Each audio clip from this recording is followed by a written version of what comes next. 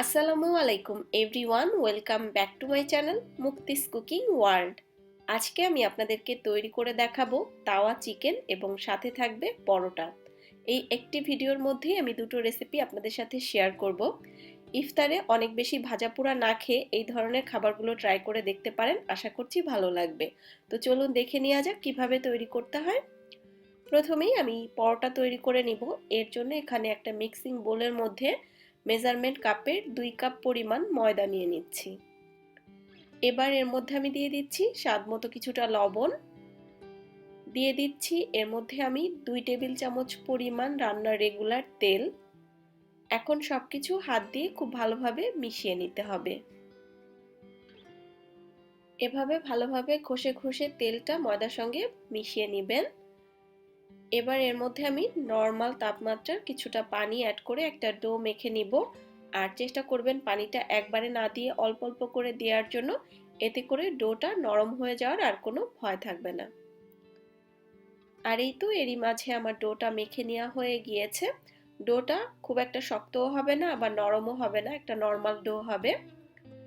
এবার ডোটাকে আমি একটা প্লাস্টিক র্যাপার দিয়ে র্যাপ করে নিচ্ছি এবং 15 মিনিটের জন্য একটা সাইডে রেস্টে রেখে দিচ্ছি। আর এই তো এরই মাঝে 15 মিনিট হয়ে গিয়েছে। এবার আবারও হাত দিয়ে খুব ভালোভাবে ডোটাকে কিছুটা মথে নিলাম এবং পরোটা তৈরি করার জন্য এখান থেকে আমি কিছুটা ডো নিয়ে নিচ্ছি। পরোটা তৈরি করার জন্য আমি প্রথমে ডোটাকে একটু গোল করে নিলাম।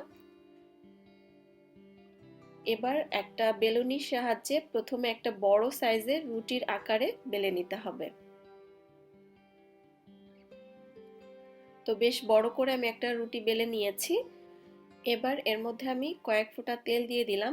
তেলটা ভালোভাবে স্প্রেড করে নেওয়ার পরে এর উপরে সামান্য একটু ময়দা ছিটিয়ে স্প্রেড করে নিতে পারেন। এবার এটাকে আমি একটু ফোল্ড করে নিচ্ছি এবং কিভাবে ফোল্ডটা করছি আশা করছি আপনারা দেখে বুঝতে পারছেন।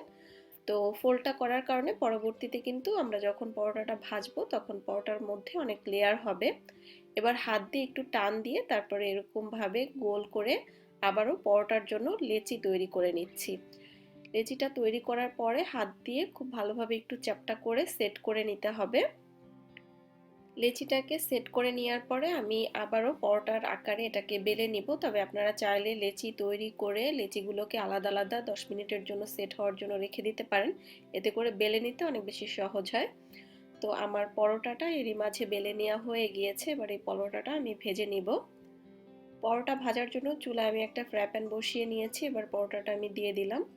পরোটাটা আমি প্রথমে রুটির মতো করে দুটো পাশ উল্টে পাল্টে সেঁকে নিব। দুটো পাশ ভালোভাবে ছেঁকে নেওয়ার পরেই আমি এখানে তেল ব্যবহার করব, এতে করে পরোটা খুব অল্প তেলে ভেজে নেওয়া যায়। এবার আমি 1 টেবিল চামচ পরিমাণ তেল দিয়ে দিলাম। আর এইটুকু তেল দিয়েই কিন্তু আমি পুরো পরোটাটা ভেজে নিব। তো দুটো পাশ উল্টে পাল্টে লালচে রং হয়ে যাওয়া পর্যন্ত আমি পরোটাটা ভেজে নিব।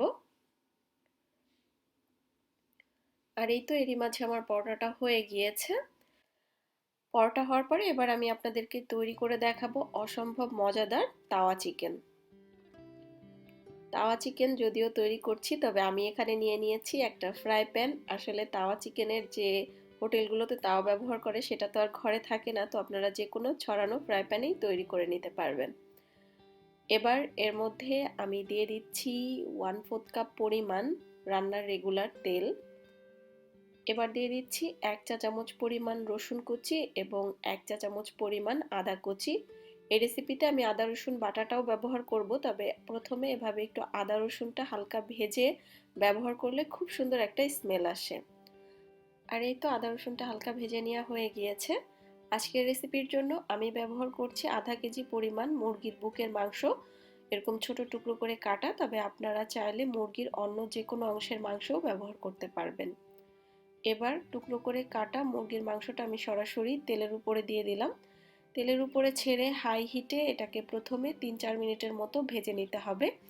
আর এই পর্যায়ে চুলার আঁচটা অবশ্যই হাইতে রাখবেন, তা না হলে চিকেন থেকে অনেকটা পানি উঠে আসবে।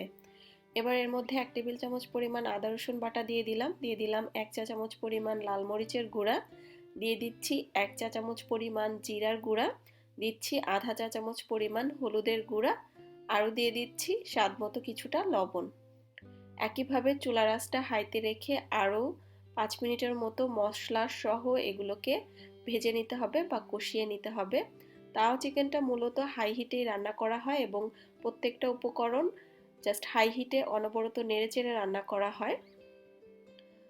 প্রায় আরও 5 মিনিটের মতো মশলা সহ চিকেনটাকে আমি রান্না করে নেওয়ার পরে এবার এর মধ্যে দিয়ে দিচ্ছি একটা বড় সাইজের পাকা টমেটো কুচি করে কাটা, আর দিচ্ছি আধা কাপ পরিমাণ পেঁয়াজ কুচি। এবার সবকিছু আবারও একসঙ্গে ভালোভাবে মিশিয়ে নিচ্ছি। সবকিছু ভালোভাবে মিশিয়ে নেওয়ার পরে এবার ঢাকনা দিয়ে ঢেকে চুলার আঁচটা একেবারে লোতে করে আমি 15 মিনিটের জন্য রান্না করব। তো অপেক্ষা করছি 15 মিনিট। আর এই তো এরই মাঝে 15 মিনিট হয়ে গিয়েছে, এবার ঢাকনাটা খুলে নিচ্ছি। টমেটোটা গলে এবং চিকেন থেকে কিছুটা পানি বের হয়ে এমনিতেই একটা মাখা মাখা টেক্সচারে চলে আসবে। আর লো হিটে রান্না করার কারণে চিকেনটাও একদম সিদ্ধ হয়ে গিয়েছে। এই রেসিপিতে আলাদা করে কোনো পানি ব্যবহার করতে হবে না। এবার এর মধ্যে আমি 1 টেবিল চামচ পরিমাণ কাঁচামরিচ দিয়ে দিলাম, দিয়ে দিচ্ছি আধা চা চামচ পরিমাণ গরম মশলার গুঁড়া, আর দিচ্ছি 1 টেবিল চামচ পরিমাণ বাটার। চেষ্টা করবেন বাটারটা দেওয়ার জন্য, এতে করে খুব সুন্দর একটা ফ্লেভার আসে। আর দিচ্ছি 3 টেবিল চামচ পরিমাণ ধনিয়া পাতা কুচি।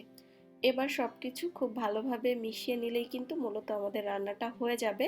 তাওয়া চিকেনটা খুবই অল্প সময় রান্না করে নেওয়া যায় এবং এটা করতে খুবই অল্প মশলাও লাগে আর খেতে অসম্ভব মজার হয়ে থাকে। তো তেলটা এরকম উঠে আসলে চুলা থেকে নামিয়ে নিতে হবে। আর এই তো এরই মাঝে খুবই অল্প মশলায় অল্প সময় তৈরি হয়ে গেল তাওয়া চিকেন। ইফতারে বিভিন্ন ধরনের ভাজাভুজি না ট্রাই করে এটা ট্রাই করে দেখতে পারেন, আশা করছি আপনাদের ভালো লাগবে। আজকের মতো তাহলে এখানেই বিদায় নিচ্ছি। আল্লাহ হাফেজ।